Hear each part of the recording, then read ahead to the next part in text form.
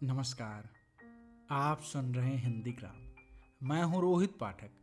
आप सबके समक्ष उपन्यास सम्राट मुंशी प्रेमचंद जी का सर्वाधिक लोकप्रिय उपन्यास गोदान आप सबके समक्ष प्रस्तुत कर रहा हूं। रूपा रोती हुई आई, नंगे बदन एक लगोटी लगाए, झबरे बाल इधर उधर बिखरे हुए होरी की छाती पर लौट गई। उसकी बड़ी बहन सोना कहती, गाय आएगी तो उसका गोबर मैं पाथूंगी। रूपा यह नहीं बर्दाश्त कर सकती है। सोना ऐसी कहाँ कि बड़ी रानी है कि सारा गोबर आप पाट डाले। रूपा उससे किस बात में कम है। सोना रोटी पकाती है तो क्या रूपा बर्तन नहीं मांजती? सोना पानी लाती है तो क्या रूपा कुएं पर रस्सी नहीं ले जाती? सोना तो कलसा भर कर इठलाती चली जाती, रस्सी समेट कर रूपा हिलाती। गोबर दोनों साथ पाती। सोना खेत गोड़ने जाती है तो क्या रूपा बकरी चराने नहीं जाती? फिर सोना क्यों अकेले गोबर पाथेगी? यह अन्याय रूपा कैसे सही? होरी ने उसके भोलेपन पर मुग्ध होकर कहा, नहीं, गाय का गोबर तू पाथना। सोना गाय के पास आए तो भगा देना। रूपा ने पिता के गले में हाथ डालकर कहा, दूध भी मैं ही दूंगी। हाँ हाँ, तू ही दुहेगी, और कौन दुहेगा? वह मेरी गाय होगी, वह मेरी गाय होगी। हाँ, 16 आने हो तेरी। रूपा प्रसन्न होकर अपने विजय का शुभ समाचार पराजित सोना को सुनाने चली। गाय मेरी होगी, उसका दूध मैं दूंगी, उसका गोबर मैं पाथूंगी, तुझे कुछ न मिलेगा। सोना उम्र में किशोरी, देह के गठन में युवती और बुद्धि में बालिका थी। जैसे उसका यौवन उसे खींचता था, बालपन पीछे। कुछ बातों में इतनी चतुर कि ग्रेजुएट युवतियों को पढ़ाए, कुछ बातों में इतने अल्हड़ के शिशुओं से भी पीछे। लंबा रूखा किंतु प्रसन्न मुख, थोड़ी नीचे नीचे को खिंची हुई आंखों में एक प्रकार की तृप्ति ने, केशों में तेल, नाखों में काजल, न देह पर कोई आभूषण। जैसे गृहस्थी के भार से यौवन को दबाकर बौना कर दिया। सिर को एक झटका देकर बोली, जा तू गोबर पाथ। जब तू दूध दुहकर रखेगी तो मैं पी जाऊंगी। मैं दूध की हांडी ताले में बंद करके रखूंगी। मैं ताला तोड़कर दूध निकाल लाऊंगी। यह कहती हुई वह बाग की तरफ चल दी। आम गदरा गए थे, हवा के झोंकों से एक आध जमीन पर गिर पड़े थे।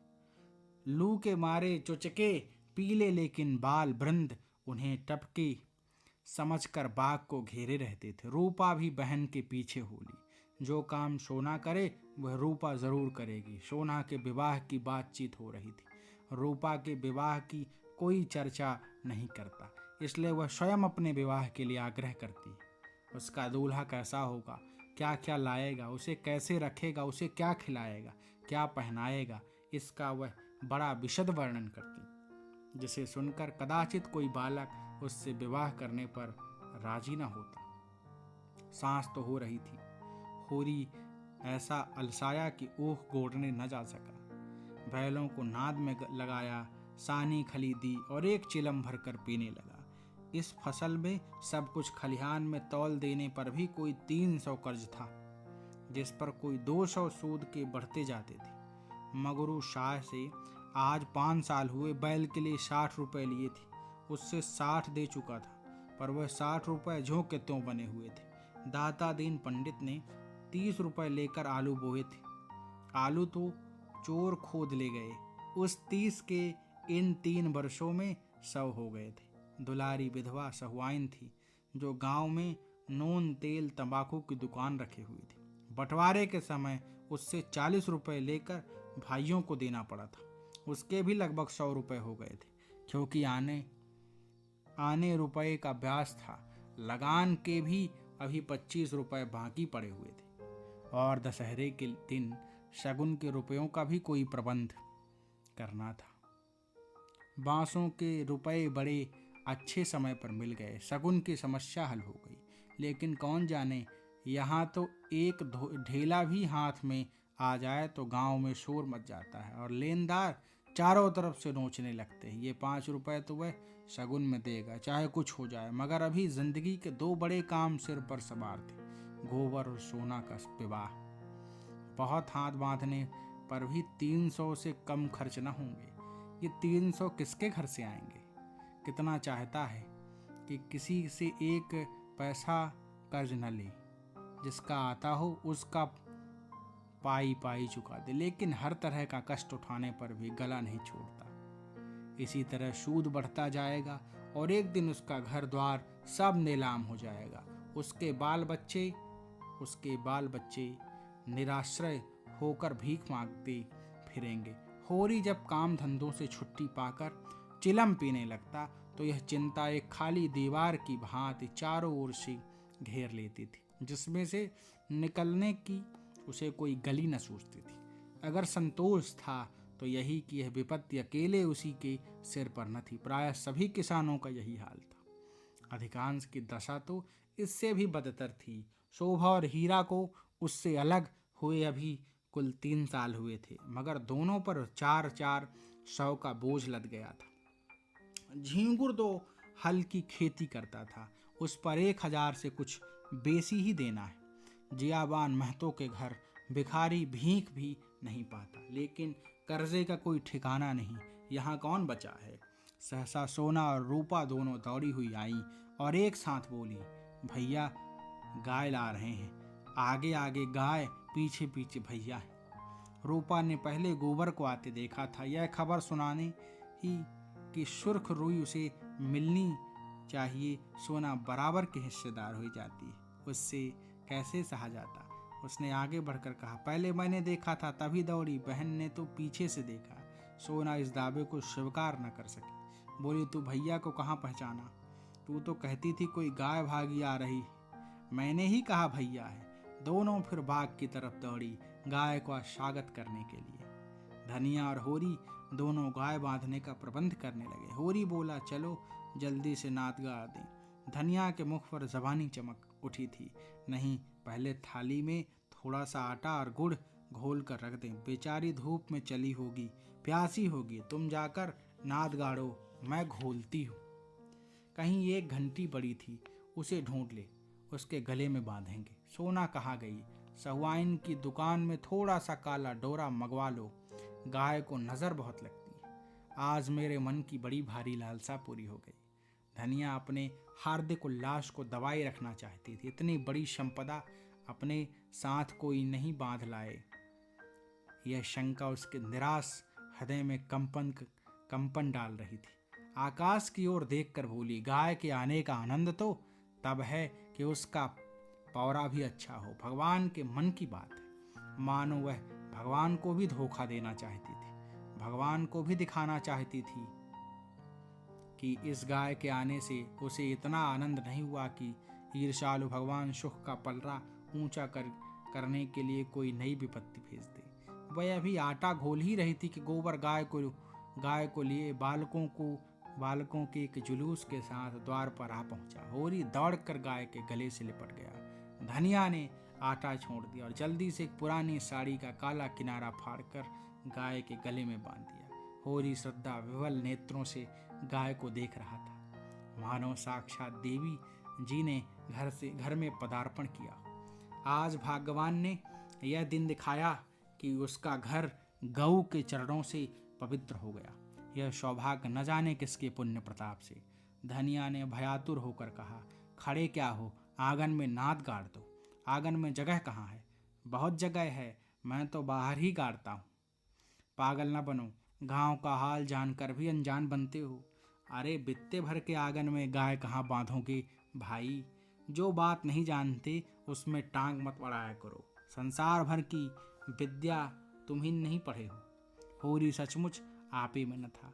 गौ उसके लिए केवल भक्ति और श्रद्धा की वस्तु नहीं, सजीव संपत्ति थी। वह उससे अपने द्वार की शोभा और अपने घर का गौरव बढ़ाना चाहता था। वह चाहता था लोग गाय को द्वार पर बधी देखकर पूछे, यह किसका घर है? लोग कहें होरी महतो का, तभी लड़की वाले भी उसकी विभूति से प्रभावित होंगे। आंगन में बधी तो कौन देखेगा? धनिया इसके विपरीत सशंक थी। वह गाय को 7 पर्दों के अंदर छिपा कर रखना चाहती थी। अगर गाय आठों पहर कोठरी में रह सकती तो शायद वह उसे बाहर न निकलने देती। यूं हर बात में होरी की जीत होती थी। वह अपने पक्ष पर अड़ जाता था और धनिया को दबना पड़ता था। लेकिन आज धनिया के सामने होरी की एक न चली। धनिया लड़ने को तैयार हो गई। गोबर, सोना, रूपा, सारा घर होरी के पक्ष में था, पर धनिया ने अकेले सबको परास्त कर दिया। आज उसमें एक विचित्र आत्मविश्वास और होरी में एक विचित्र विनय का उदय हो गया था। मगर तमाशा कैसे रुक सकता था? गाय डोली में बैठकर तो आई न थी। कैसे संभव था कि गांव में इतनी बड़ी बात हो जाए और तमाशा न लगे? जिसने सुना सब काम छोड़कर देखने दौड़ा। यह मालूम देसी गऊ नहीं है। भोला के घर से 80 रुपए में आई है। होरी 80 रुपए क्या देंगे? 50-60 रुपए में लाए होंगे। गांव के इतिहास में 50-60 रुपए की गाय का आना भी अभूतपूर्व बात थी। बैल तो 50 रुपए के भी आए, 100 के भी आए, लेकिन गाय के लिए इतनी बड़ी रकम किसान क्या खा के खर्च करेगा? यह तो ग्वालों का ही कलेजा है कि अंजुलियों रुपए गिन आते हैं। गाय क्या है? साक्षात देवी का रूप है। दर्शकों और आलोचकों का तांता लगा हुआ था और होरी दौड़ दौड़ कर इसका साक्षात सत्कार कर रहा था। इतना विनम्र, इतना प्रसन्नचित वह कभी न था। 70 साल के बूढ़े पंडित दाता दीन लठिया टेकते हुए आए और पोपले मुंह से बोले, कहाँ हो होरी? तनिक हम भी तुम्हारी गाय देख लें, सुना बड़ी सुंदर है। होरी ने दौड़कर पलागन किया और मन में अभिमान में उल्लास का आनंद उठाता हुआ बड़े सम्मान से पंडित जी को आंगन में ले गया। महाराज ने गऊ को अपने पुरानी अनुभवी आंखों से देखा। सींगें देखी, थन देखा, पुट्ठा देखा और घनी सफेद भौहों के नीचे छिपी हुई आंखों में जवानी की उमंग भरकर बोले, कोई दोष नहीं है बेटा, बाल भौरी सब ठीक है। भगवान चाहेंगे तो तुम्हारे भाग खुल जाएंगे। ऐसे अच्छे लक्षण है, वाह! बस रातिब न कम होने पाए। एक एक बाछा 100-100 का होगा। होरी ने आनंद के सागर में डुबकियां खाते हुए कहा, सब आपका आशीर्वाद है दादा। दाता दीन ने सुरती की पीक थूकते हुए कहा, मेरा आशीर्वाद नहीं है बेटा, भगवान की दया है। यह सब प्रभु की दया है। रुपए नगद दिए। होरी ने बेपर की उड़ाई। अपने महाजन के सामने भी अपने समृद्धि का प्रदर्शन ऐसा अवसर पाकर वह कैसे छोड़े? टके की नई टोपी सिर पर रखकर जब हम अकड़ने लगते हैं, जरा देर के लिए किसी सवारी पर बैठकर जब हम आकाश में उड़ने लगते हैं, तो इतनी बड़ी विभूति पाकर क्यों ना उसका दिमाग आसमान पर चढ़े। भोला ऐसा भला मानस नहीं है। महाराज नगद गिनाए हैं पूरे 24।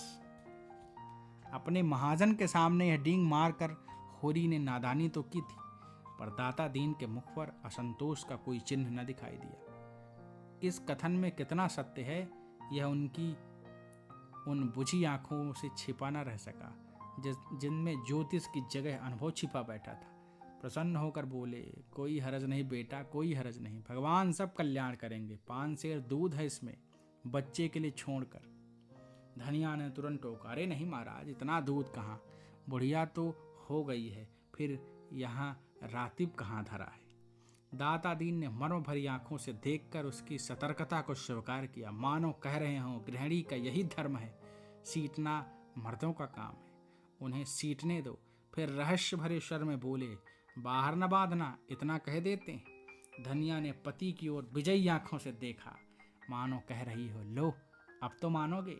दाता दीन से बोली, नहीं महाराज, बाहर क्यों बांधेंगे, भगवान दे तो इसी आंगन में 3 गाय और बन सकती है।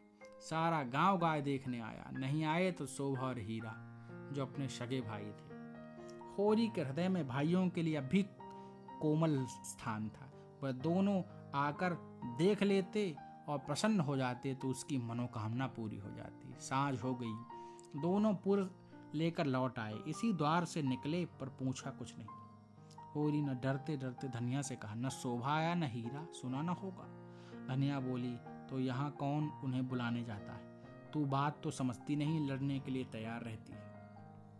भगवान ने जब यह दिन दिखाया है तो हमें सिर झुकाकर चलना चाहिए।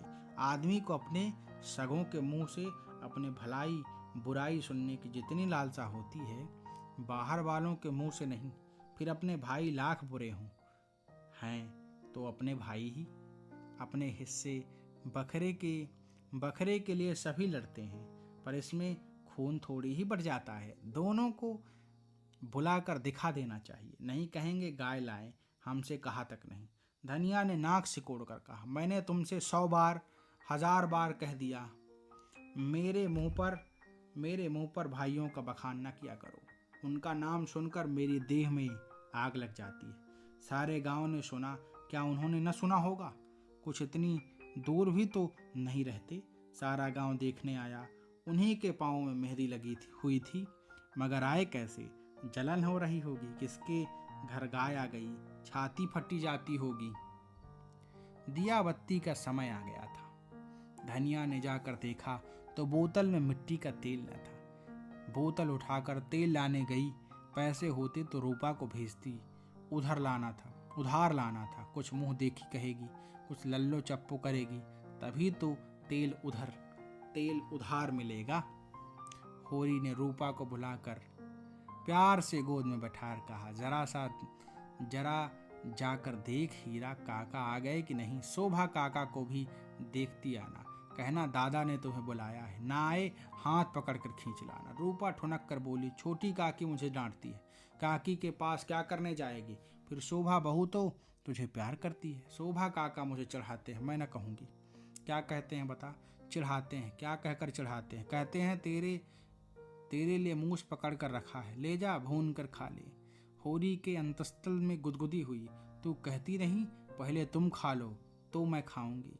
अम्मा मने करती है, कहती है उन लोगों के घर न जाया करो। तू अम्मा की बेटी है कि दादा की? रूपा ने उसके गले में हाथ डालकर कहा, अम्मा की, और हंसने लगी। तो फिर मेरी गोद से उतर जा, आज मैं तुझे अपनी थाली में न खिलाऊंगा। घर में एक ही फूल की थाली थी, होरी उसी थाली में खाता था। थाली में खाने का गौरव पाने के लिए रूपा होरी के साथ खाती थी। इस गौरव का परित्याग कैसे करे? हुमक कर बोली, अच्छा तुम्हारी, तो फिर मेरा कहना मानोगे कि अम्मा का? तुम्हारा तो जाकर हीरा और शोभा को खींच ला, और जो अम्मा बिगड़े, अम्मा से कहने कौन जाएगा। रूपा कूदती हुई हीरा के घर चली। द्वेष का मायाजाल बड़ी मछलियों को ही फंसाता है। छोटी मछलियां या तो उसमें फंसती ही नहीं या तुरंत निकल जाती है। उनके लिए वह घातक जाल क्रीड़ा की वस्तु है, भय की नहीं। भाइयों से होरी की बोलचाल बंद थी, पर रूपा दोनों घरों में आती जाती थी। बच्चों से क्या बैर, लेकिन रूपा घर से निकली ही थी कि धनिया तेल लिए मिल गई। उसने पूछा, सांझ की बेला कहाँ चली? चल घर। रूपा माँ को प्रसन्न करने के प्रलोभन को नहीं रोक सकी। धनिया ने डांटा, चल घर, किसी को बुलाने नहीं जाना। रूपा का हाथ पकड़े हुए घर आई और होरी से बोली, मैंने तुमसे 1000 बार कह दिया है, मेरे लड़कों को किसी के घर न भेजा करो। किसी ने कुछ करा दिया तो मैं तुम्हें लेकर चाटूंगी। ऐसा ही बड़ा प्रेम है तो आप क्यों नहीं जाते? अभी पेट नहीं भरा, जान पड़ता है। होरी नान जमा रहा था, हाथों में मिट्टी लपेटे हुए अज्ञान का अभिनय करके बोला, किस बात पर बिगड़ती है भाई? यह तो अच्छा नहीं लगता कि अंधे कुकुर की तरह हवा को भूखा करे। धनिया के कुप्पी में तेल डालना था। इस समय झगड़ा न बढ़ाना चाहती थी। रूपा भी लड़कों में जा मिली। पहर रात से ज्यादा जा चुकी थी। नाद गड़ चुकी थी, सानी और खली डाल दी गई थी। गाय मन मारे उदास बैठी थी, जैसे कोई बधू ससुराल आई हो। नाद में मुंह तक न डालती थी। होरी और गोबर खाकर आधी आधी रोटियां उसके लिए लाए, पर उसने सूंघा तक नहीं। मगर यह कोई नई बात नहीं। जानवर को भी बहुधा घर छूट जाने का दुख होता है। होरी बाहर खाट पर बैठकर चिलम पीने लगी। तो फिर भाइयों की याद आई। आज इस शुभ अवसर पर वह भाइयों की उपेक्षा नहीं कर सकता। उसका हृदय यह विभूति पाकर विशाल हो गया था। भाइयों से अलग हो गया है तो क्या हुआ, उनका दुश्मन तो नहीं है। यही गाय 3 साल पहले आई होती तो सभी का उस पर बराबर अधिकार होता। कल तो यही गाय दूध देने लगेगी तो क्या वह भाइयों के घर दूध न भेजेगा या दही न भेजेगा? ऐसा तो उसका धर्म नहीं है। भाई उसका बुरा चेते, वह क्यों उनका बुरा चेते? अपनी अपनी करनी तो अपने अपने साथ है। उसने नारियल खाट के पाए से लगा कर रख दिया और हीरा के घर की ओर चला। शोभा का घर भी उधर ही था। दोनों अपने अपने द्वार पर लेटे हुए थे। काफी अंधेरा था। होरी पर उनमें से किसी की निगाह नहीं पड़ी। दोनों ने कुछ बातें हो रही थी। होरी ठिठक गया और उनकी बातें सुनने लगा। ऐसा आदमी कहाँ है जो अपने चर्चा सुनकर टल जाए। हीरा ने कहा, जब तक एक में थे एक बकरी भी नहीं ली, अब पछाई गाय ली जाती। भाई का हक मार कर किसी को फलते फूलते नहीं देखा। शोभा बोला, यह तुम अन्याय कर रहे हो हीरा। भैया ने एक एक पैसे का हिसाब दे दिया था। यह मैं कभी न मानूंगा कि उन्होंने पहले की कमाई छिपा रखी थी। तुम मानो चाहे न मानो, है यह पहले की कमाई। अच्छा, तो यह रुपए कहाँ से आ गए? कहाँ से खून बरस पड़ा? उतने ही खेत तो हमारे भी हैं, उतनी ही उपज हमारी भी है। फिर क्यों हमारे पास कफन को कौड़ी नहीं और उनके घर नई गाय आती है? उधार लाए होंगे।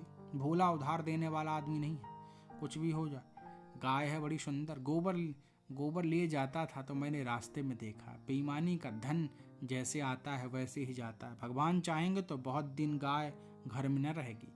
होरी और न सुना गया। वह बीती बातों को विसार कर अपने हृदय में स्नेह और सौहार्द भरे भाइयों के पास आया था। इस आघात ने जैसे उनके हृदय में छेद कर दिया। वह रस भाव उसमें किसी तरह नहीं टिक रहा था।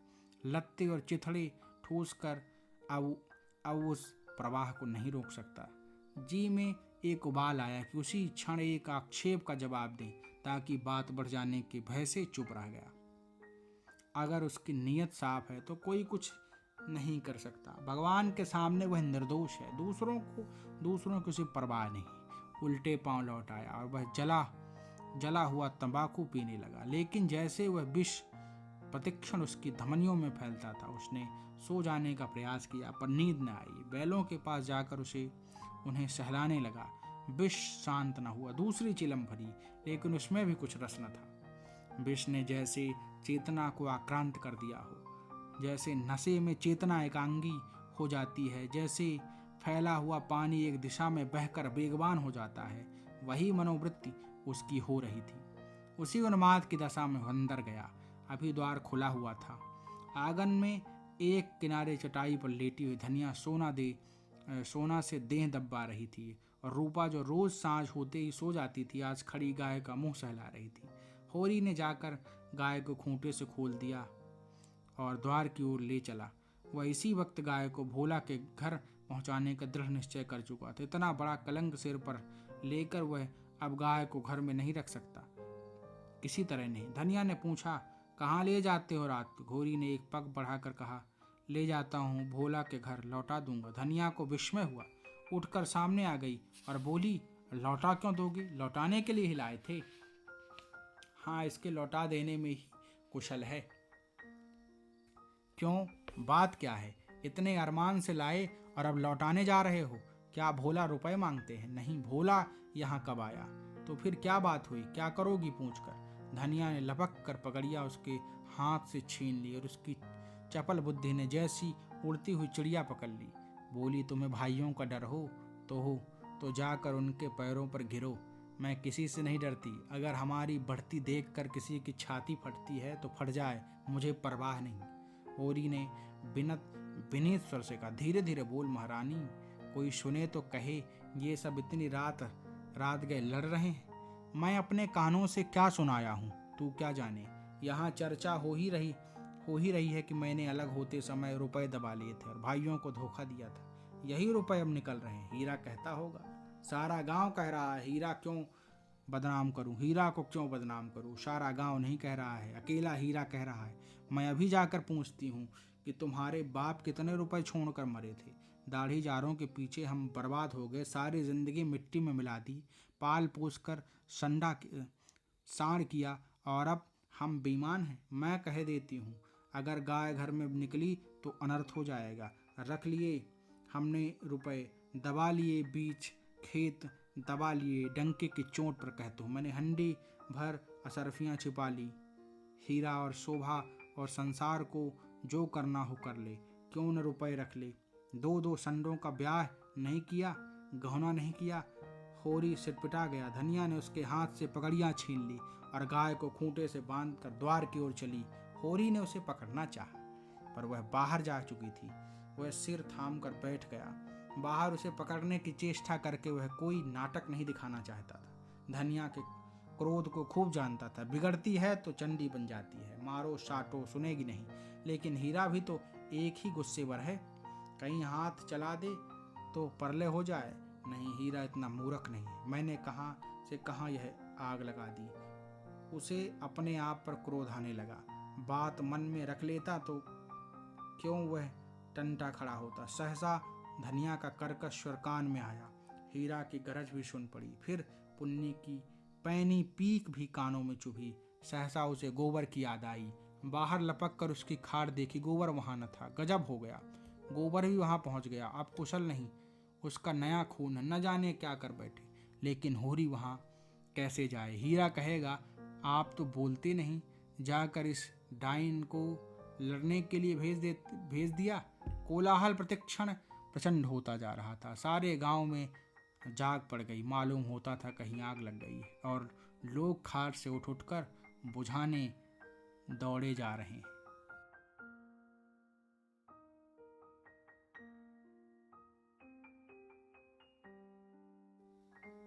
इतनी देर तक तो वह जब्त किए बैठा रहा। फिर न रहा गया।